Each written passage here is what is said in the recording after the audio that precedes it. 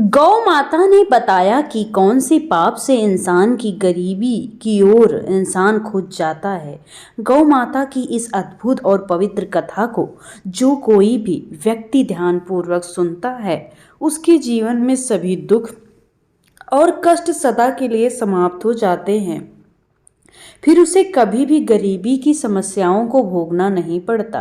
प्रिय दर्शकों, ये कथा आपके पारिवारिक परेशानियों का समाधान बन सकती है। ये आपकी सारी परिवार की समस्या को दूर कर सकती है। नमस्कार प्रिय दर्शकों, हर हर महादेव। आज की कथा आरंभ करने से पहले आपसे निवेदन है कि गरुड़ पुराण में कहा गया है कि जो भी कथा या शिक्षा बीच में छोड़ दी जाती है वो व्यक्ति के लिए पाप का कारण बनती है।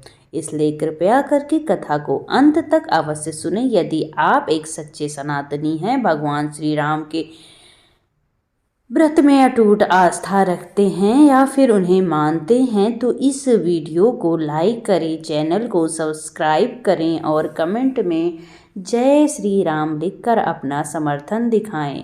तो चलिए प्रिय दर्शकों, बिना किसी विलंब के आज की प्रेरणादायक कथा शुरू करते हैं। प्रिय भक्तों, आज की कथा बहुत हृदय स्पर्शी है। ये इसमें जानेंगे कि गौ माता ने इंसान के कौन से पापों को उसकी गरीबी और दुख का कारण बताया है। साथ ही ये भी जानेंगे कि वे कौन से 3 लोग हैं जिनकी वजह से घर में हमेशा कष्ट और शांति बनी रहती है। कहा जाता है कि जो ऐसा करते हैं उनके घर में माँ लक्ष्मी का प्रवेश कभी नहीं होता। प्रिय भक्तों, एक समय की बात है जब भगवान शिव माता पार्वती कैलाश पर्वत पर विराजमान थे और शांत दिव्य वातावरण में दोनों पृथ्वी लोक के सौंदर्य का आनंद ले रहे थे। तभी माता पार्वती ने भगवान शिव से कहा, नाथ, हमें पृथ्वी लोक का भ्रमण किए हुए बहुत समय बीत गया है। मेरा मन कहता है कि आज हमें वहां जाकर भ्रमण करना चाहिए। भगवान शिव मुस्कुराते हुए बोले, हे उमा, तुमने सही कहा। आज हमें पृथ्वी लोक पर जाकर देखना चाहिए कि वहां क्या हो रहा है। ये कहकर भगवान शिव माता पार्वती पृथ्वी लोक पर प्रकट हो गए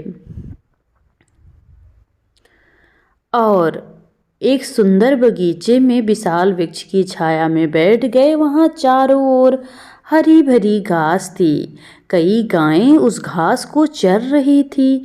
तभी उसमें से एक गौ माता भगवान शिव और माता पार्वती के पास आकर खड़ी हो गई। गौ माता ने विनम्रता से झुककर कहा, हे देव, आपके दर्शन पाके तो मैं धन्य हो गई हूँ। मेरे मन में एक प्रश्न आया है जिसका उत्तर मुझे अब तक किसी संत या ज्ञानी से नहीं मिल सका। कृपया मेरे इस प्रश्न का उत्तर दीजिए। भगवान शिव ने गौ माता से कहा, पूछो गौ माता, तुम्हारे मन में क्या प्रश्न है गौ माता? गौ माता ने कहा, हे प्रभु, इंसान को किस पाप के कारण गरीबी का सामना करना पड़ता है? वे कौन 3 प्रभाव हैं जिसके वजह से घर का सर्वनाश हो जाता है? क्या मनुष्य को केवल उसके भाग्य के कारण गरीबी या अमीरी मिलती है? भगवान शिव मुस्कुराते हुए बोले, हे गौ माता, तुम्हारा प्रश्न अत्यंत महत्वपूर्ण और प्रशंसा योग्य है और मैं तुम्हें इसका उत्तर अवश्य दूंगा। ये पूर्ण सत्य नहीं है कि भाग्य ही इंसान की गरीबी और अमीरी का कारण होता है। इसके पीछे कुछ और भी कारण है। गौ माता ने कहा, हे प्रभु, कृपया मुझे विस्तार से समझाइए। तब भगवान शिव ने कहा, हे गौ माता, मैं तुम्हारे इस प्रश्न का एक उत्तर कथा के माध्यम से दूंगा जिससे तुम सब कुछ स्पष्ट कर लोगी। भगवान शिव ने कथा सुनाना प्रारंभ किया। यह प्राचीन काल की बात है। अवंतीपुर नामक एक नगर था जहाँ परोपकारी और विनम्र स्वभाव वाला व्यापारी था। उसके 2 बेटे थे जो अपने पिता की तरह ईमानदार और दयालु थे। व्यापारी अपने दोनों बेटों के साथ परिवार में सुख शांति से जीवन व्यतीत कर रहा था। व्यापारी ने अपने दोनों बेटों का विवाह धूमधाम से किया था। उसकी दोनों बहुएं बेहद समर्पित थी और घर के सभी कार्यों को मिलजुल कर पूरे उत्साह से करती थी। दोस्तों, जब व्यापारी की छोटी बहू घर आई तो ऐसा लगा जैसे उनके घर में स्वयं माता लक्ष्मी ने प्रवेश कर लिया हो। उसके आने के बाद व्यापारी के व्यापार में दिन दोगुना रात चौगुना तरक्की होने लगी। घर में कभी धन अन्न की कमी नहीं हुई। घर का वातावरण अत्यंत शांतिपूर्ण सौहार्दपूर्ण था। व्यापारी के दोनों पुत्र मिलजुल कर रहते थे और दोनों बहुओं में आपस में बड़ा प्रेम भाव था। हर घर की तरह इस परिवार में भी खुशियां थी। सब जन मिलकर सलाह मशवरा करते थे, फिर कार्य आगे करते थे। व्यापारी का व्यापार भी दिन प्रतिदिन उन्नति कर रहा था। एक दिन व्यापारी ने अपने बेटों और बहुओं को बुलाकर कहा, पुत्रों, अब मुझे व्यापार का काम संभालना कठिन हो गया है। आज से मैं सारी जिम्मेदारी तुम्हें सौंप रहा हूँ। पिता की बात मानकर दोनों पुत्रों ने बड़े मनोयोग से व्यापार की बागडोर संभाल ली। व्यापारी को ये देखकर संतोष होता था कि उसका परिवार प्रेम और सद्भाव से रह रहा है। उसके दोनों बेटे व्यापार में निपुणता दिखा रहे थे। दोनों बहुएं घर में सुख और शांति से जीवन को जी रही थी। ये देखकर व्यापारी निश्चिंत होकर चैन की नींद सोता था। लेकिन दोस्तों, व्यापारी के सुखमय जीवन को देखकर नगर के लोग उससे ईर्ष्या करने लगे थे। वे सोचते थे कि व्यापारी का जीवन कितना आरामदायक सुखद है। व्यापार दिन ब दिन प्रगति कर रहा है और उसके परिवार में कोई झगड़ा कोई परेशानी नहीं। ये देखकर नगरवासियों के मन में जलन होने लगी। भगवान शिव ने गौमाता से कहा, हे गौमाता, जैसे एक बड़ी मछली तालाब में छोटी मछली को फलते फूलते देखकर भयभीत होकर उसे निगलने की कोशिश करती है, वैसे ही मनुष्य दूसरों की प्रगति देखकर उन्हें पीछे खींचने का प्रयास करते हैं। इंसान अपनी सफलता से जितना खुश नहीं होता, उतना दूसरों की तरक्की से बेचैन हो जाता है। एक विद्वान ने ठीक ही कहा है, मनुष्य अपने दुख से उतना परेशान नहीं जितना दूसरों के सुख से व्यथित है। इसी जलन के कारण नगरवासी व्यापारी के प्रति षड्यंत्र रचने लगे। उन्होंने सोचा कि किस प्रकार से उसके जीवन को कष्टपूर्ण बना दिया जाए। नगर के कुछ लोग व्यापारी के कुल पुरोहित के पास गए और बोले, पुरोहित जी, आप यहाँ अभाव में जीवन व्यतीत कर रहे हैं, जबकि आपका जजमान ऐश्वर्य और वैभव से परिपूर्ण जीवन बिता रहा है। वो अपनी बहू के हाथ का स्वादिष्ट भोजन करता है, सुख संपत्ति का आनंद लेता है। पुरोहित ने कहा, आप लोग ये सब क्यों बता रहे हैं? आपका क्या अभिप्राय है? तब नगरवासियों ने बताया, पुरोहित जी, याद कीजिए, व्यापारी ने आपको आखिरी बार अपने घर कब बुलाया था? अगर वो आपको यज्ञ और पूजा के लिए नहीं बुलाता तो आपकी कैसी हालत होती? आपको दान दक्षिणा नहीं मिलेगी तो आपकी स्थिति कैसी बन जाएगी? आप अपने परिवार को भूखा रखेंगे। पुरोहित ने कहा, ये बात सुनकर तो सच में मुझे ऐसा लग रहा है, व्यापारी बहुत समय से मुझे अपने घर में आमंत्रित नहीं किया। उसका जीवन सुखमय है, लेकिन मेरा जीवन कठिनाई से गुजर बसर हो रहा है। ये सोचकर पुरोहित भी बेचैन हो गया। पुरोहित ने कहा, अगर आप चाहते हैं कि मैं अपना जीवन सुखद बना पाऊं तो आपको दान दक्षिणा मिल पाए तो आपको उपाय करना होगा। वहां पर उपस्थित जनों ने कहा, जिससे आपके घर में कुछ कठिनाइयां दूर हो जाएं। आपके घर में शांति और उसके घर में जब तक अशांति नहीं होगी, ये समस्या बनी रहेगी। अगर उसने आपको हवन पूजन के लिए बुलाया तो आपका काम हो जाएगा। पुरोहित को भड़काकर अपने अपने घर लोग चले गए। नगरवासियों की बात से प्रभावित होकर पुरोहित चिंता में डूब गया और सोचने लगा, अब मैं ऐसा क्या उपाय करूं जिससे व्यापारी के घर में कला हो और व्यापार में हानि होने लगे। तब वो पुरोहित अपने गुरु के पास सलाह लेने गया और कहा, गुरुदेव, कृपया मेरी सहायता करें। यदि मेरी मदद नहीं करेंगे तो मेरा परिवार भूखा मर जाएगा। जैसे एक मछली का जीवन तालाब के पानी के पर निर्भर होता है, वैसे ही पुरोहितों और पंडितों का जीवन यजमान पर आधारित होता है। यदि यजमान के घर में कोई समस्या नहीं होगी तो वो हमें पूजा पाठ के लिए नहीं बुलाएंगे। तो हमारा गुजारा कैसे होगा, हम धन कैसे अर्जित करेंगे। गुरु ने उसकी समस्या सुनकर कहा, हे शिष्य, चिंता मत करो, मुझे बताओ कि तुम्हारी समस्या क्या है और मैं अवश्य तुम्हारी समस्या का समाधान करूंगा। पुरोहित ने उत्तर दिया, हे गुरुदेव, मैं चाहता हूँ कि व्यापारी के जीवन में कुछ समस्या आए, उसके घर में कला हो और उस की वजह से उस व्यापार में कुछ हानि हो, तभी वो लोग मुझे बुलाएंगे, मुझसे पूजा पाठ करवाएंगे। गुरु ने ध्यान पूर्वक सुनकर कहा, शिष्य, व्यापारी के सुखद जीवन का मुख्य कारण उसकी छोटी बहू है। वो भगवान विष्णु और माता लक्ष्मी की नित्य पूजा करती है, जिसके कारण उसके घर पर दिव्य कृपा बनी हुई है। जब से वो बहू उस घर में आई है, तब से व्यापारी का जीवन धन धान से परिपूर्ण और सुखमय हो गया है। ऐसी धार्मिक और गुणवान स्त्री जिस घर में होती है, वहां कभी भी धन का अभाव नहीं होता। ये सुनकर पुरोहित ने कहा, गुरुदेव, यदि ऐसा है तो कोई उपाय बतलाइए जिससे व्यापारी के घर में अशांति और हानि हो सके। गुरु ने कहा, तुम चिंता मत करो, तुम्हें बस एक सरल उपाय करना है। व्यापारी के घर में जाओ और एक पीतल का लोटा मांग लो, उस लोटे को अपने घर लेकर रख देना। जब तुम ऐसा करोगे तो कुछ समय में व्यापारी के व्यापार में हानि होने लगेगी और उसके घर में कलह शुरू हो जाएगी, उसके बेटे आपस में लड़ने लगेंगे, उसके जीवन में कष्ट बढ़ जाएगा, तब वो तुम्हें अपने घर पूजा पाठ के लिए बुलाएगा। गुरु की सलाह सुनने के बाद पुरोहित ने उनका धन्यवाद किया और अपने घर लौट आया। अगले दिन सुबह स्नान करके वो व्यापारी के घर पहुंचा। व्यापारी ने उस समय आराम अवस्था में बैठा था। पुरोहित की आवाज़ सुनकर बाहर आया। अपने कुल पुरोहित को देखकर अत्यंत प्रसन्न हुआ। उनके स्वागत के लिए तैयारियां होने लगी। कहा, आइए पुरोहित जी, इतने दिन बाद आपके दर्शन हुए, सब कुशल मंगल तो है ना। पुरोहित ने जवाब दिया, सब ठीक है, बस इधर से गुजर रहा था तो सोचा आपसे मिल लूं। वो अपनी मीठी बातों में व्यापारी को फंसाने लगा। कुछ देर बाद कहा, व्यापारी जी, मुझे थोड़ा पानी दीजिए। व्यापारी पानी लाने के लिए जाने लगा, तभी पुरोहित ने कहा, पानी पीतल के लोटे में लाइए। व्यापारी मुस्कुराते हुए बोला, जैसी आपकी इच्छा पुरोहित जी। इतना कहकर व्यापारी अंदर चला गया। उधर उसकी छोटी बहू, जो अत्यंत चतुर और समझदार थी, वास्तुशास्त्र का थोड़ा ज्ञान भी रखती थी, जब उसने देखा कि व्यापारी पीतल का लोटा लेकर जा रहा है तो तुरंत उसके पास आई और कहा, पिताजी, ये लोटा थोड़ी देर के लिए मुझे दे दीजिए, मैं इसे जल्दी ही लौटा दूंगी। व्यापारी ने सहर्ष लोटा उसे दिया। छोटी बहू ने उस लोटे का पानी निकालकर गौ माता को पिला दिया और फिर उसमें नया पानी भरकर लोटा वापस ससुर को दे दिया। व्यापारी ने वो पानी पुरोहित को दिया। पानी पीने के बाद पुरोहित ने कहा, व्यापारी जी, ये पीतल का लोटा बहुत अच्छा है, क्या आप मुझे दे सकते हैं। व्यापारी हंसते हुए बोला, पुरोहित जी, ये तो बहुत छोटी बात है,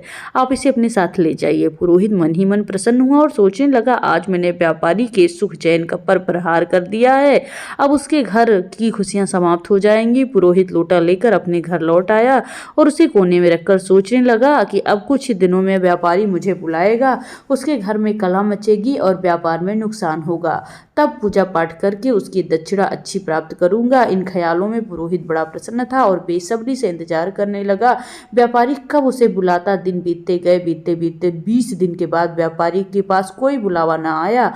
पुरोहित थक गया, पूरा अपने गुरु के पास गया। बोला, गुरुदेव, मैंने आपके निर्देश के अनुसार व्यापारी से पीतल का लोटा मांग लिया था, लेकिन 20 दिन बीत चुके हैं और व्यापारी के जीवन में कोई समस्या नहीं आई। वो तो पहले की तरह सुख शांति के साथ अपना जीवन व्यतीत कर रहा है। गुरु ने ये सुनकर अपनी दिव्य दृष्टि का उपयोग किया और आंखें बंद करके स्थिति की जानकारी का अवलोकन किया। फिर उन्हें पता चला। उन्होंने कहा, शिष्य, मैंने पहले ही तुम्हें बताया था कि व्यापारी की छोटी बहू बहुत चतुर और समझदार है, उसे वास्तुशास्त्र का ज्ञान है। जब व्यापारी तुम्हारे लिए पानी लेकर आ रहा था, उसी समय उसकी छोटी बहू ने वो लोटा अपने ससुर से लिया और उसमें गौ माता को पानी पिला दिया। इसी कारण व्यापारी के घर की सुख समृद्धि बनी रही। वो तुम्हारे षड्यंत्र को विफल कर चुकी है। गुरु ने आगे कहा, लेकिन चिंता मत करो, मैं तुम्हारे लिए एक उपाय बताता हूँ। अब तुम व्यापारी के घर जाकर उसकी गौ माता मांग लो। हिंदू धर्म में गौ माता को लक्ष्मी का स्वरूप माना जाता है। वो गया, जिस घर में गौ माता का निवास करता है, रहता है, वहाँ हमेशा सुख समृद्धि शांति रहती है। तुम व्यापारी की गौ माता को अपने घर ले जाओगे, उसके घर में सुख शांति अशांति में बदल जाएगी। ये बात सुनकर पुरोहित फिर से उत्साहित होकर उसके गुरु को धन्यवाद करके घर लौटकर अगले दिन का इंतजार करने लगा। वो सोचने लगा, कल सुबह होते ही मैं व्यापारी के घर जाऊंगा और उसकी गौ माता मांग लूंगा, फिर देखता हूँ व्यापारी कैसे सुख शांति से अपना जीवन व्यतीत करता है। अगले दिन सुबह सुबह स्नान करने के बाद पुरोहित सीधा व्यापारी के घर पहुंच गया। व्यापारी ने दरवाजा खोला। अपने कुल पुरोहित को देखकर वो प्रसन्नता पूर्वक उनके स्वागत के लिए उन्हें अंदर ले गया। स्वादिष्ट भोजन परोसा। भोजन के बाद व्यापारी ने पुरोहित जी से कहा, आपके आगमन का क्या कारण है? सब कुशल है? पुरोहित ने दुख भरे शब्दों में कहा, व्यापारी जी, इस समय बहुत कठिनाई में हूँ। मेरे घर गौमाता ने दूध देना बंद कर दिया है। मेरे छोटे बच्चे की स्थिति बहुत खराब है। वो दूध के ही कारण जीवित रहता है, लेकिन अब उसे इतनी कम उम्र में दूध नहीं मिल रहा, वो जीवित नहीं रह सकता। इसलिए आपसे मैंने मदद मांगने के लिए आया हूँ। आप मुझे अपनी गौ माता दे दें तो आपका बड़ा उपकार होगा। पुरोहित की करुणा भरी बातें सुनकर व्यापारी सोचने लगा, हमारे कुल पुरोहित हैं, मैं इनकी सहायता करने का पुण्य कार्य कर दूंगा, गोदान से मुझे फल मिलेगा। विचार करके व्यापारी ने पुरोहित जी से कहा, आप चिंता मत कीजिए, मैं आपको गौमाता दे देता हूँ। व्यापारी गौमाता को लेने के लिए जाने लगा। जैसे ही वो गौमाता को लेकर पुरोहित की ओर बढ़ा, उसकी छोटी बहू तेजी से वहाँ आई और ससुर को रोकते हुए बोली, पिताजी, ये गौमाता कहाँ ले जा रहे हैं? व्यापारी ने उत्तर दिया, बेटी, हमारे कुल पुरोहित आए हैं, उनकी गौमाता से दूध मिलना बंद हो चुका है और वो हमारी गौमाता मांग रहे हैं, इसलिए मैं उन्हें गौमाता देने जा रहा हूँ। समझदारी से जवाब देने के लिए बहू ने कहा, थोड़ी देर रुक जाइए, मैं अभी आती हूँ। अंदर गई, कटोरी में हल्दी चंदन का घोल लेकर आई। उसने गौमाता के सींग पर लगा दिया और शेष रंग को घर के मंदिर में रख दिया और ससुर से बोली, पिताजी, अब आप इस गौ माता को पुरोहित को दे सकते हैं। छोटी बहू की समझदारी से व्यापारी के घर में सुख समृद्धि एक बार फिर सुरक्षित हो गई। पुरोहित ने व्यापारी से गौ माता लेकर अपने घर खुशी खुशी लौट आया। अपने आंगन में बांधकर सोचता है कि अब कुछ ही दिन में व्यापारी के घर में समस्याएं आएंगी, वो मुझे पूजा पाठ के लिए बुलाएगा। इस विचार से पुरोहित मन ही मन प्रसन्न होता रहा और व्यापारी के बुलावे का बेसब्री से इंतजार करने लगा। लेकिन कई दिन बीतने के बाद व्यापारी के पास कोई संदेशा नहीं आता, अतः पुरोहित को ये असहज लगने लगा। आखिरकार वो दोबारा अपने गुरु के पास गया। बोला, हे गुरुदेव, मैंने आपके निर्देशानुसार व्यापारी की गौ माता घर में ले आकर बैठा हूँ, लेकिन अब भी कोई लाभ नहीं हो रहा। अभी तक के जीवन में कोई शांति नहीं हो पाई। वो पहले से भी अधिक सुख शांति से अपना जीवन व्यतीत कर रहा है। गुरु ने ध्यान लगाकर अपनी दिव्य दृष्टि से सब कुछ देख लिया। कहा, हे शिष्य, मैंने पहले ही कहा था कि व्यापारी की छोटी बहू बहुत ही बुद्धिमान और चतुर है। उसने तुम्हारे षड्यंत्र को भांप लिया है। जब तुम व्यापारी से गौमाता मांगने के लिए गए, तब उसने गौमाता की सींग पर रंग जो लगाया था, वही उसके समृद्धि का कारण बना। उस रंग को मंदिर के पास रख दिया, जिससे उनके घर की सुख वहीं बनी रही और तुम्हारे लाखों प्रयास के बाद वो विफल हुआ। तुम चिंता मत करो, अब तुम व्यापारी के घर जाकर वहाँ रंग की कटोरी मांग लो। उस रंग को अपने घर में लाने के बाद तुम सुख से अपने जीवन को जी पाओगे। ये सुनकर पुरोहित ने उसकी सलाह मान ली।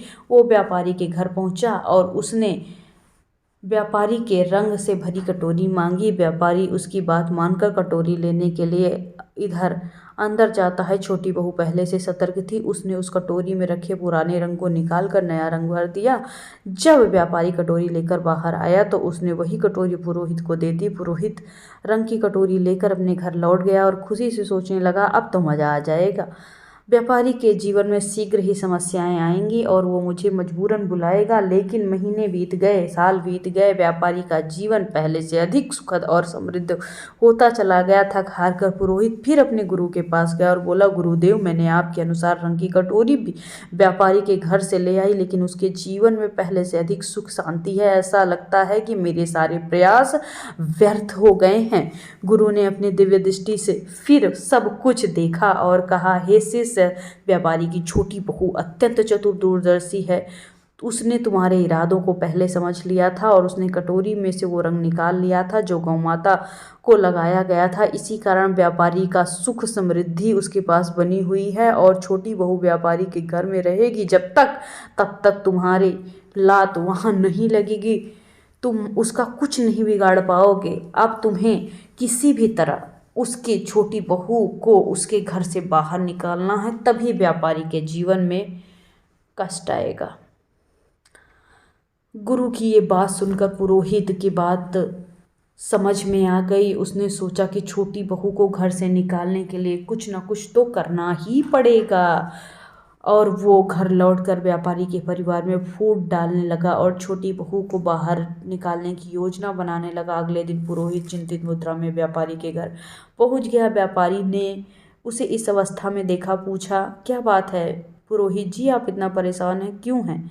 पुरोहित ने गंभीर स्वर में कहा, व्यापारी जी, आपके घर में बहुत बड़ा संकट मंडरा रहा है। अगर आपने जल्दी समाधान नहीं किया तो आपके सुखमय जीवन को बर्बाद होने में क्षण भर नहीं लगेगा। आपके बेटे के व्यापार में भी नुकसान होने वाला है। आपको सतर्क होना चाहिए। आपके घर में विपत्ति का पहाड़ जल्द ही टूटने वाला है। ये सुनकर व्यापारी घबरा जाता है। चिंतित स्वर में बोला, पुरोहित जी, ये आप क्या कह रहे हैं? कृपया हमें इस संकट से उबरने की तकनीकी बताइए। आप हमारे कुल पुरोहित हैं, जो आप कहेंगे वो हम अवश्य करेंगे। व्यापारी की घबराहट भांप लेता है। पुरोहित समझ जाता है कि अब वो उसके जाल में फंस चुका है। उसने कहा, इस संकट से बचने के लिए तुम्हारे पास एक ही उपाय है और वो इकलौता उपाय है। आपकी छोटी बहू आपके परिवार के लिए बहुत बड़ा संकट बन चुकी है। जब तक वो इस घर में है, आपके परिवार में दुर्भाग्य बना रहेगा, वो कभी दूर नहीं होगा। इसलिए मैं सलाह देता हूँ कि आप उसे तुरंत अपने घर से निकाल दीजिए। पुरोहित की इन बातों पर व्यापारी को पहले से विश्वास नहीं हुआ, लेकिन बार बार पुरोहित की जोर देने पर वो उसकी बातों पर भरोसा कर लेता है और व्यापारी ने जैसा कहा, पुरोहित जी ने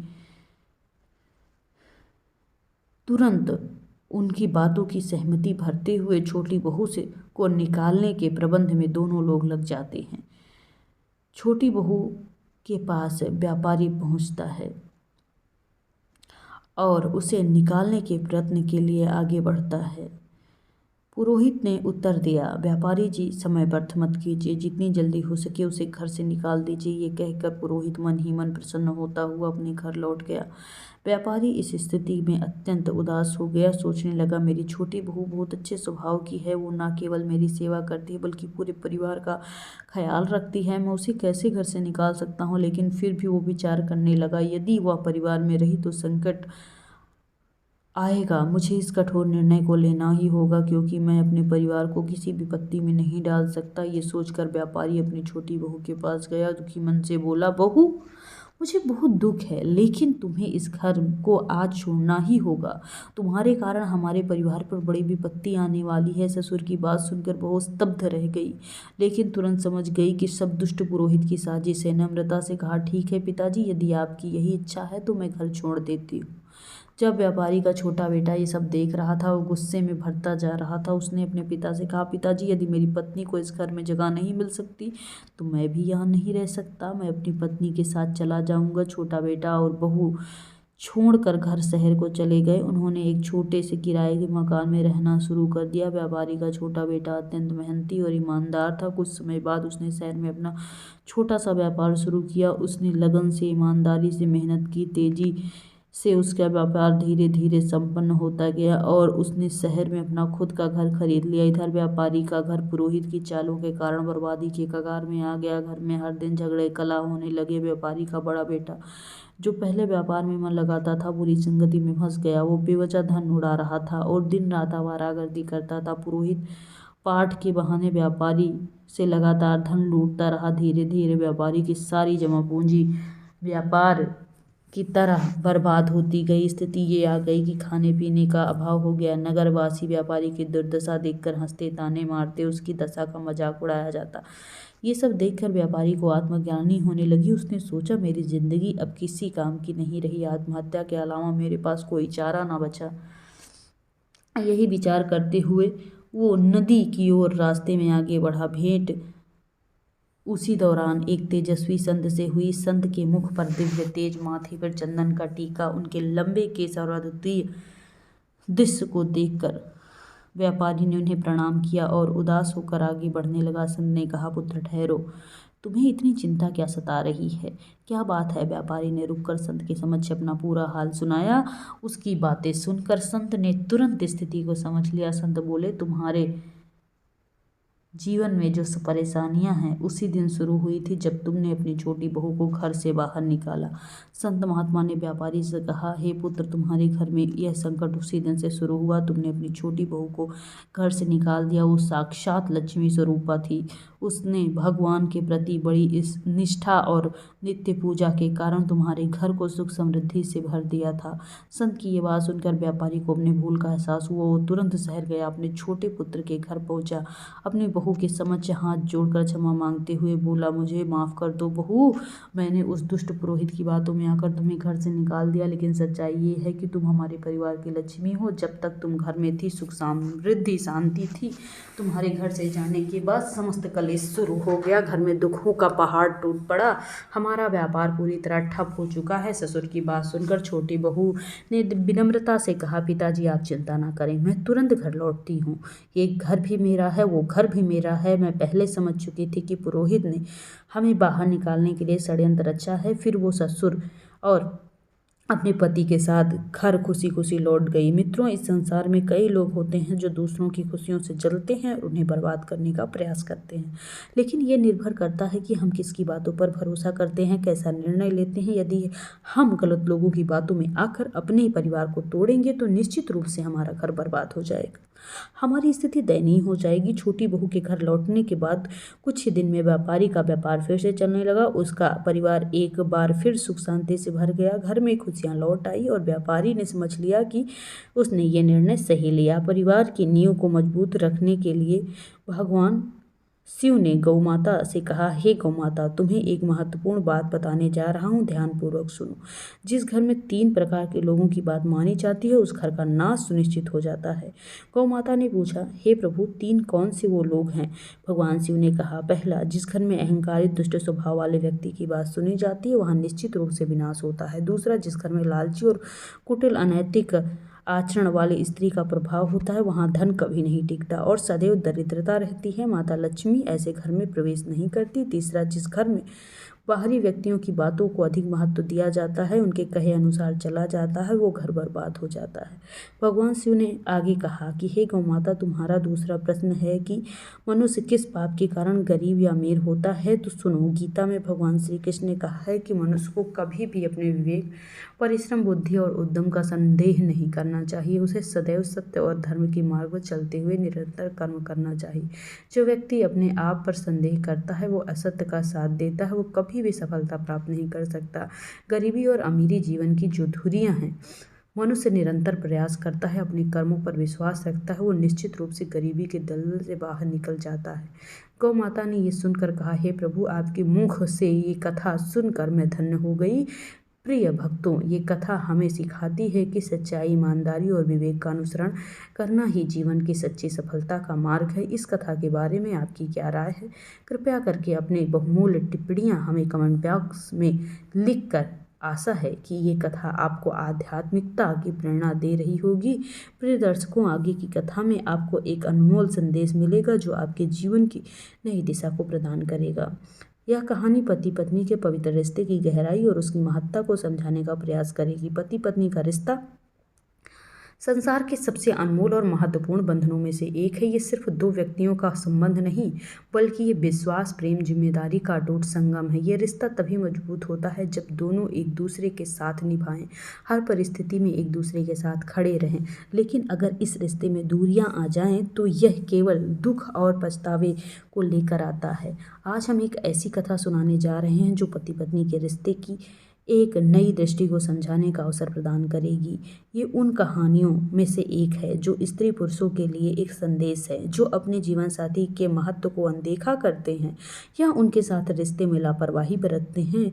मित्रों, ये देखा जाता है कि कई बार कुछ पत्नियां अपने पति के साथ रात में सोने से कतराती हैं। वे उन्हें अपने पास आने से रोकती हैं, तरह तरह के बहाने बनाकर दूरियां बना लेती हैं। ऐसी स्थिति में केवल उनके रिश्ते को नहीं, बल्कि उनके पूरे जीवन को प्रभावित होना पड़ता है। ऐसी महिलाएं अक्सर अपने निर्णय पर पछताती हैं, लेकिन तब तक बहुत देर हो चुकी होती है। ये कथा उन महिलाओं के लिए एक चेतावनी भी है जो रिश्ते में दूरियां पैदा करती हैं। अब सवाल ये उठता है कि क्या पति पत्नी एक साथ सोएं तभी कुछ हो पाएगा? क्या ये आवश्यक है? इस प्रश्न का उत्तर आज हम इस कथा के माध्यम से आपको समझाएंगे। प्रिय दर्शकों, ये कहा जाता है कि कुछ पत्नियां अपने पति के पास आने पर उन्हें अपमानित करती हैं, खरी खोटी सुनाती हैं, भोला भला कहती हैं। ऐसी महिलाओं को ये समझना चाहिए कि उनका ऐसा व्यवहार न केवल उनके पति बल्कि उनके स्वयं के जीवन को बर्बाद करता है। जो स्त्रियां अपने पति को अपने पास आने से रोकती हैं, वो बड़ा पाप करती हैं। एक बार की बात है, मधुपुर नामक एक नगर था। नगर के पास एक घना जंगल था जिसके बीच में सुंदर तालाब स्थित था। तालाब का पानी इतना स्वच्छ था कि उसमें आसमान की परछाएं स्पष्ट रूप से दिखाई देती थी। तालाब के चारों ओर छोटे छोटे पेड़ थे जिन पर पक्षियों की चहचहाहट सुनाई देती थी। तालाब के पास एक मिट्टी का छोटा सा घर था जिसमें रघुवीर नाम का एक किसान अपनी पत्नी पूनम और 2 बच्चों के साथ रहता था। उसके परिवार में एक छोटा बेटा और एक बेटी थी। पूनम अपने प्रियतम सौंदर्य के लिए पूरे क्षेत्र में प्रसिद्ध थी। उसकी सुंदरता ऐसी थी, यदि कोई अजनबी भी उसके घर आता तो उससे मोहित हो जाता। एक दिन की बात है, सूर्य अस्त हो चुका था। आकाश में तारे टिपटिपा रहे थे। शांत वातावरण, पूरा गांव गहरी नींद में डूबा हुआ था। लेकिन ऐसी शांत रात में रघुवीर अपने घर से बाहर निकलकर जंगल की ओर जाने लगा। ये रात का तीसरा पहर था। रघुवीर के चेहरे पर अजीब सी खुशी थी। वो तेज कदमों से घने जंगल की ओर बढ़ रहा था, जैसे कोई महत्वपूर्ण चीज से मिलने जा रहा। वो घने पेड़ों के बीच गुजरते हुए तालाब के पास पहुंचा। वहां उसे एक झोपड़ी दिखाई देती है। झोपड़ी के पास एक सुंदर स्त्री खड़ी थी जिसका नाम निशा था। निशा को देखते रघुवीर के चेहरे पर हल्की मुस्कान आ गई। निशा ने मुस्कुराते हुए कहा, स्वामी, आज आने में इतनी देर क्यों हो गई? पिछले 1 घंटे से मैं आपका इंतजार कर रही थी। मुझे लगा कि आज आप नहीं आएंगे, इसलिए मैं जाने ही वाली थी। तभी आपके कदमों की आहट सुनाई देती है। मैंने देखा कि आप आ रहे हैं, मैं रुक गई। निशा ने कहा। रघुवीर से मुस्कुराते हुए बोला, प्रिय, आज मेरी पत्नी को नींद नहीं आ रही थी, उसको सुलाने में व्यस्त था। उसने कहा कि उसे नहीं पता, लेकिन उसकी आंखों में आज नींद नहीं आ रही। उसे अपने पास बुलाया और अपनी बाहों में लिटा लिया। वो गहरी नींद में सो गई। मैं चुपके से उठकर तुम्हारे पास चला आया। इसी कारण आज मुझे थोड़ा समय लग गया है, इसके लिए मैं क्षमा प्रार्थी हूँ। निशा ने उसकी बात सुनकर कहा, स्वामी, मैं समझती हूँ, लेकिन अगली बार इतनी देर मत करना। यहाँ इंतजार करते करते काफ़ी समय हो जाता है। चलिए अब झोपड़ी के अंदर चलते हैं, हमें सुबह होने से पहले घर भी तो लौटना है। रघुवीर और निशा दोनों झोपड़ी के अंदर चले गए। उस रात उन्होंने अपनी झूठी खुशियों का आनंद लिया। रघुवीर, जो अपनी पत्नी पूनम को धोखे में रखता था, हर रात निशा से चुपके से मिलने जाता था। निशा भी अपने पति को धोखा देकर रघुवीर से मिलने आती थी। जब पति पत्नी के बीच भावात्मक और शारीरिक दूरी आ जाती है तो उनका रिश्ता बिखरने लगता है। ये सिर्फ उनके जीवन को नहीं, बल्कि उनके बच्चों और समाज को भी प्रभावित करता है। रघुवीर और निशा दोनों अपने अपने जीवन साथी को धोखा देकर इस अनुचित रिश्ते को बिता रहे थे। ये सिलसिला लंबे समय तक चलता रहा। लेकिन दोस्तों, ये जानना जरूरी है कि जो स्त्री अपने पति को धोखा देती है और जो पुरुष अपनी पत्नी से छल करता है, उसके जीवन में इसका क्या परिणाम होता है। अब आगे की कथा में जानते हैं कि इस प्रकार के कृत्य के कारण क्या दुष्परिणाम हो सकते हैं। इंद्रलोक का वातावरण शांत था। आकाश में तारे झिलमिला रहे थे। मंद मंद सुगंधित पवन बह रही थी। देवराज इंद्र अपने सिंहासन पर विराजमान थे। उनके चारों ओर दिव्य प्रकाश फैला था। इसी समय आकाश मार्ग से गरुड़ महाराज अपने विशाल पंखों से गति से उड़ते हुए नारायण नारायण का जाप करते हुए इंद्रलोक पहुंचे। उन्होंने देवराज इंद्र को प्रणाम किया और हाथ जोड़कर कहा, देवराज, मैं पृथ्वी लोक से लौट रहा हूँ। वहाँ मैंने एक ऐसी घटना देखी जिससे मेरे मन में अनेक प्रश्न उत्पन्न हो गए। कृपा करके मेरे इन प्रश्नों का समाधान करें। देवराज इंद्र ने गरुड़ को स्नेहपूर्वक देखा और कहा, हे गरुड़, तुम इतने व्यथित क्यों हो? कौन सी बात है जो तुम्हें परेशान कर रही है? निसंकोच अपनी बात मुझसे कहो। गरुड़ ने नम्रता से कहा, देवराज, जब मैं पृथ्वी लोक पर भ्रमण कर रहा था तो मैंने एक विचित्र दृश्य देखा। एक स्त्री जो अपने पति और बच्चों के साथ रहती थी, रात के समय अपने पति और बच्चों को धोखा देकर घर से निकलती है, अपने पति को सुला देती है और जंगल की ओर चल पड़ी। वहां एक झोपड़ी के पास पहुंची, किसी पुरुष का इंतजार कर रही थी। दूसरी ओर एक पुरुष भी, जो अपने परिवार का मुखिया था, वो अपनी पत्नी और बच्चों को धोखा देकर जंगल के रास्ते उसी झोपड़ी में जा पहुंचा। मैंने देखा कि वो स्त्री और पुरुष दोनों अपने परिवार के लिए जिम्मेदार थे और एक दूसरे से मिलकर अनैतिक संबंध बना रहे थे। यह दृश्य देखकर मेरा मन विचलित हो जाता है। गरुड़ ने आगे कहा, हे देवराज, मैं समझने में असमर्थ हूँ कि ऐसे लोग जो अपने जीवन साथी और बच्चों को धोखा देकर इस तरह के कुकृत्य को करते हैं, उनके जीवन में क्या परिणाम होते हैं। ये कलयुग का प्रभाव है या मानव की विकृति? कृपया मेरे इन प्रश्नों का उत्तर दीजिए। देवराज इंद्र ने गरुड़ की बात सुनकर उन्हें शांत करने का संकेत दिया। गरुड़, तुम इतने व्याकुल क्यों होते हो? यह कलयुग है, इसमें इस प्रकार के कृत्य असामान्य नहीं है। कलयुग में मनुष्य अपनी इच्छाओं और वासना और स्वार्थ के अधीन हो जाता है, यही उसके पतन का मुख्य कारण बनता है। उन्होंने आगे कहा, तुम्हारे प्रश्न अत्यंत महत्वपूर्ण हैं। इन प्रश्न का जीवन में और जीवन के नैतिक मूल्यों में समाज के लिए गहन चिंतन का विषय है। इन घटनाओं का परिणाम केवल उन व्यक्तियों तक सीमित नहीं, बल्कि उनके परिवारों, समाज और दुनिया पे गहरा असर पड़ता है। देवराज ने गरुड़ की ओर देखा और मुस्कुराते हुए कहा, हे गरुड़, तुम्हारा प्रश्न अत्यंत महत्वपूर्ण है। न केवल स्त्रियों के लिए बल्कि पुरुषों के लिए भी ये प्रासंगिक है कि पति पत्नी में संतुलन, प्रेम और जिम्मेदारी रहना अनिवार्य है। यदि इनमें कोई एक अपने कर्तव्य को भूल जाता है तो इसका परिणाम पूरे परिवार को भुगतना पड़ता है, जो गहरा प्रभाव डालता है। तुम्हारे प्रश्नों का उत्तर एक कथा के माध्यम से दूंगा। इसे ध्यानपूर्वक सुनो और इसे मानव जाति के कल्याण के लिए उपयोग में लाना। गरुड़ ने कहा, हे देवराज, कृपया विस्तार से बताइए। देवराज ने कहा, कथा आरंभ होती है। एक समय की बात है, सुजानगढ़ नामक नगर में सुभाष नाम का एक धनवान व्यापारी रहता था। वो मेहनत और चतुराई से खूब धन कमाता था। सुभाष अनाज को किसानों से कम दाम पर खरीदता और ऊंचे दाम पर व्यापारी को बेचता। इस प्रकार उसकी संपत्ति दिन ब दिन बढ़ती गई। सुभाष एकमात्र पुत्र का पिता था, जिसका नाम अमन था, जिसे वो अपनी पत्नी श्रुति से उत्पन्न किया था। श्रुति अत्यंत स्नेह से भरी थी, लेकिन अमन को बचपन से ही उसने अधिक आज़ादी दे रखी थी। वो जो चाहता था, सुभाष और श्रुति ने उसे कभी किसी चीज़ के लिए मना नहीं किया था। अत्यधिक आज़ादी की वजह से वो उसे बिगाड़ चुके थे।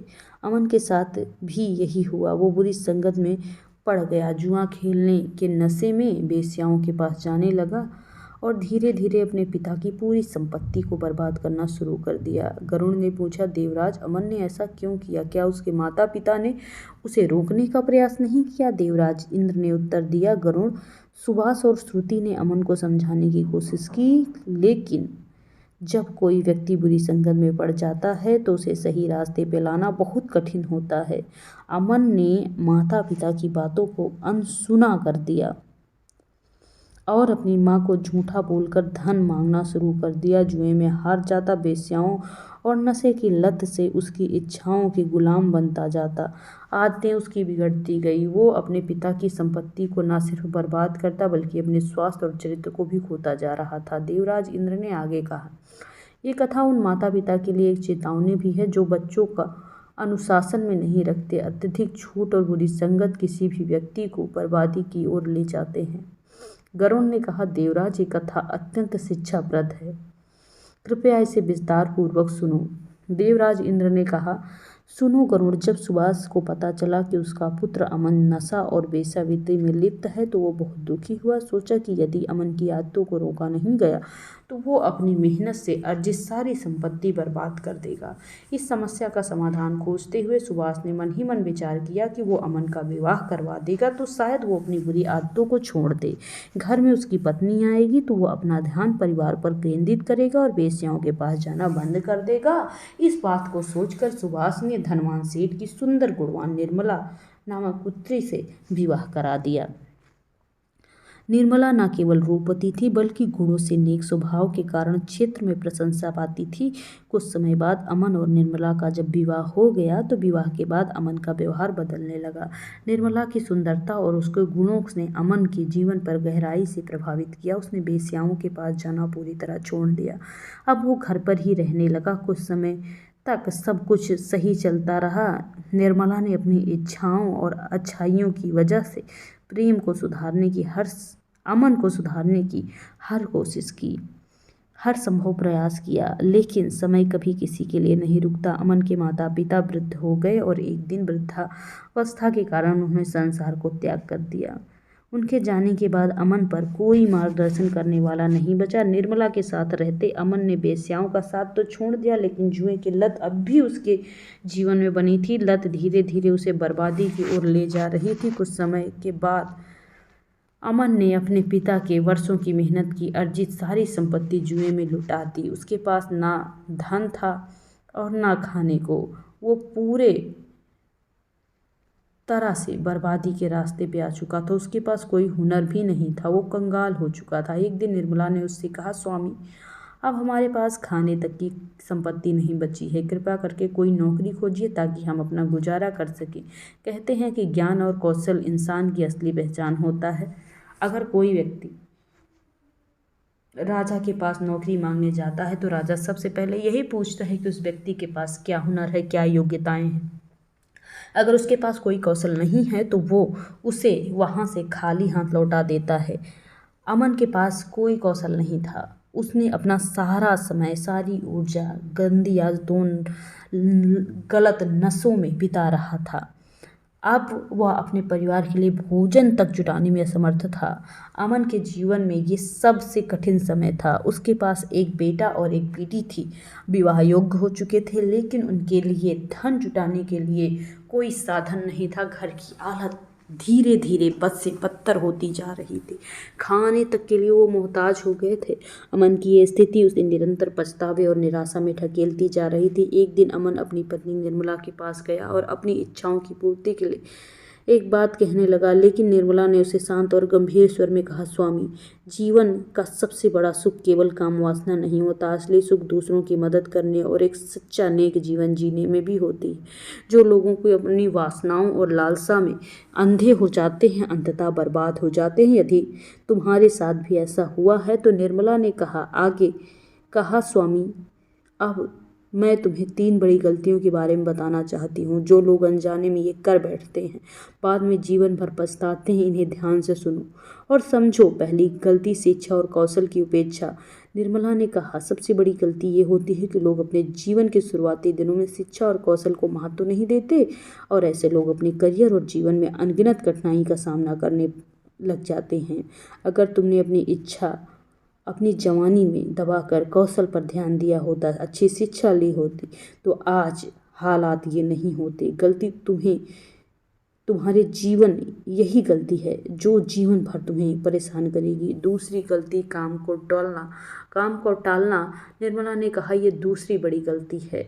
काम टालने की आदत लोगों में जवानी में ही आलस कराती है। समय का सही उपयोग नहीं करने से भविष्य में उन्हें अपने लक्ष्यों की प्राप्ति में कठिनाइयों को सामना करना पड़ता है। तुम्हें भी अपने समय को व्यर्थ बहुत गंवाया है। यही कारण है कि आज तुम्हें इस स्थिति में ऐसी गलत संगति की वजह से इतना भोगना पड़ रहा है। तुम पूरी तरह बर्बाद हो चुके हो। तुमने इन्हीं गलतियों को अपनाया है, आज तुम्हारा जीवन इस स्थिति में आ पहुंचा है।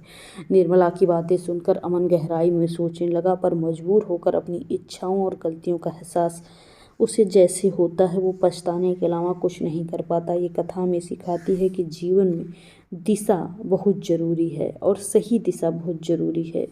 ऊर्जा का उपयोग सही दिशा में करना चाहिए। अपने कर्तव्यों और जिम्मेदारियों को समझते रहना चाहिए। अंततः अगर ऐसा नहीं करते तो पछताना पड़ता है। निर्मला ने गंभीरता से कहा, स्वामी, अब मैं तुम्हारे साथ शारीरिक संबंध में शामिल नहीं हो सकती। हमारे उम्र में अब वो पड़ाव नहीं बाकी रहा जहाँ हमें अपने जीवन को आध्यात्मिक शांति और भगवान की सेवा में लगाना चाहिए। ये वक्त है। जीवन के प्रारंभिक चरण में इंसान ब्रह्मचारी रहता है, फिर विवाहित जीवन में प्रवेश करता है और परिवार की जिम्मेदारियां निभाता है। लेकिन वृद्धावस्था का चरण ऐसा होता है जिसमें अपनी वासनाओं को त्याग करके आध्यात्मिक रास्ते में अपने कदम को रखना चाहिए। पूजा पाठ, भगवान की सेवा में लग जाना चाहिए। हमारे जीवन का उद्देश्य ही यही होना चाहिए। निर्मला ने दृढ़ता से कहा कि अपनी बची हुई जिंदगी को व्यर्थ जाने में नहीं बिताना चाहिए। तुम अपनी जवानी में जो समय बर्बाद कर चुके हो, जो ऊर्जा अब नहीं रही है, अब वही ऊर्जा जो बची हुई है अब हमें भगवान की सेवा में लगानी चाहिए। तभी भगवान हमारी सहायता करेंगे। हम अपनी आत्मा और परमात्मा को जोड़ेंगे, अपने बच्चों के भविष्य के बारे में सोचेंगे। देवराज इंद्र ने गरुण से कहा, हे गरुण, ये कथा मानव जाति के लिए एक महत्वपूर्ण सबक बनती है। जो लोग अपनी जवानी में शिक्षा, मेहनत और संगति को नज़रअंदाज करते हैं, उन्हें वृद्धावस्था में पछताना पड़ता है। सही दिशा, अनुशासन और नैतिकता मनुष्य के जीवन को सफलता के रास्ते पर ले जाती है। इन गुणों की कमी इंसान को दुख और कठिनाइयों के चक्रव्यूह में फंसा देती है। निर्मला ने कहा, अपने पति अमन से साफ साफ उसने बात की और अब उनके साथ शारीरिक संबंधों में शामिल नहीं होगी। उसने अपने फैसले पर मजबूती से टिके रहने का निर्णय लिया और अपने बच्चों के विवाह और परिवार की भलाई की प्राथमिकता दी। उसने कहा, हमें अब अपनी वासनाओं का त्याग कर भगवान की शरण में जाना चाहिए। मेहनत करेंगे तो भगवान अवश्य हमारा साथ देंगे। एक समय बाद निर्मला की एक वृद्ध महिला से मुलाकात हुई जो अकेली थी। उसके पास कोई नहीं था। उसने निर्मला को कहा, बेटी, मेरे पास बहुत धन संपत्ति है, मैं तुम्हें दे दूंगी। बदले में तुम सिर्फ मुझे 2 वक्त की रोटी बना कर दे देना। तुम्हारा परिवार का हिस्सा तुम ले लेना।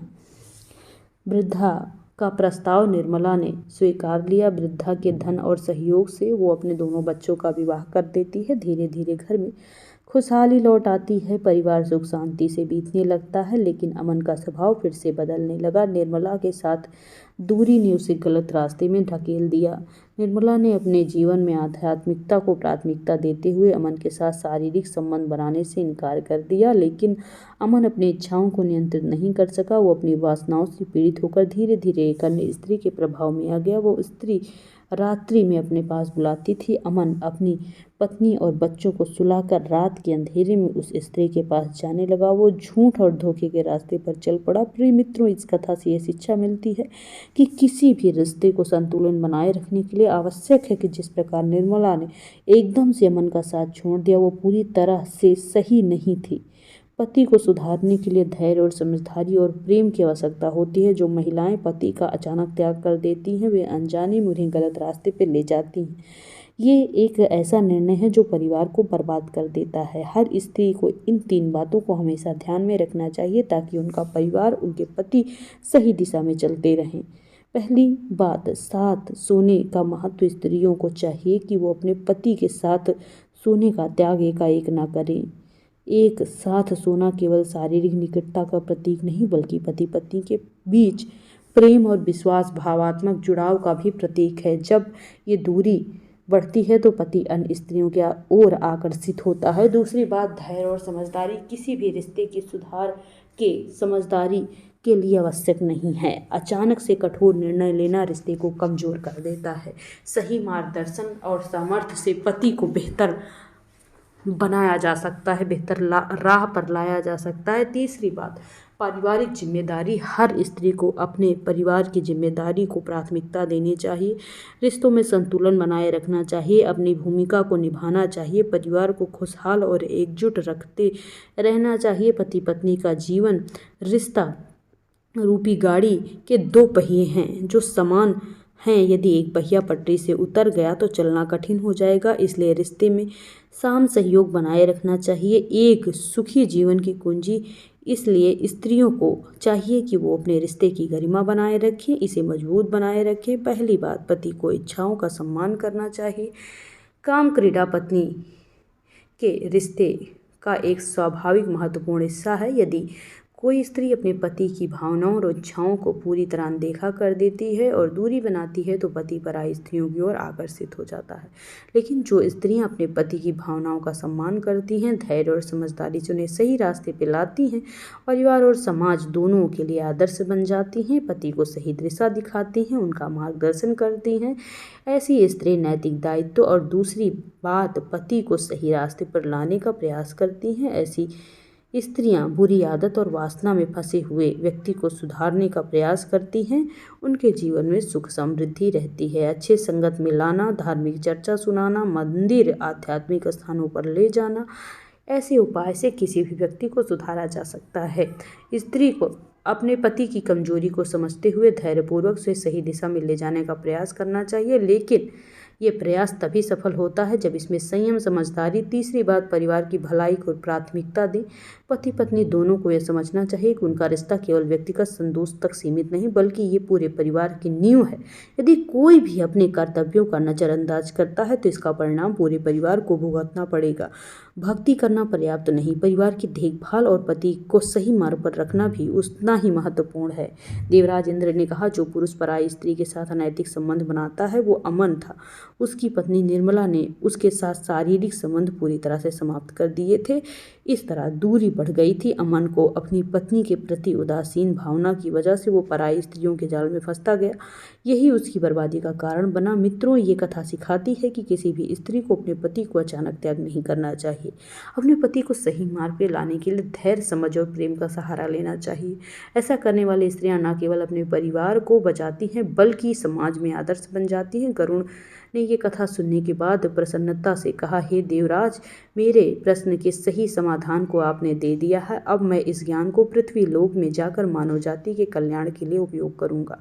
आपका धन्यवाद। इस के बाद गरुण वहां से विदा हो गए। ये कथा हमें सिखाती है कि पति पत्नी का रिश्ता केवल साथ रहने का नहीं बल्कि ये एक दूसरे को समझने का, सहयोग करने का, सही दिशा दिखाने के माध्यम को संतुलित और सामंजस्य बनाए रखने के लिए, परिवार में सुख शांति रखने के लिए होता है।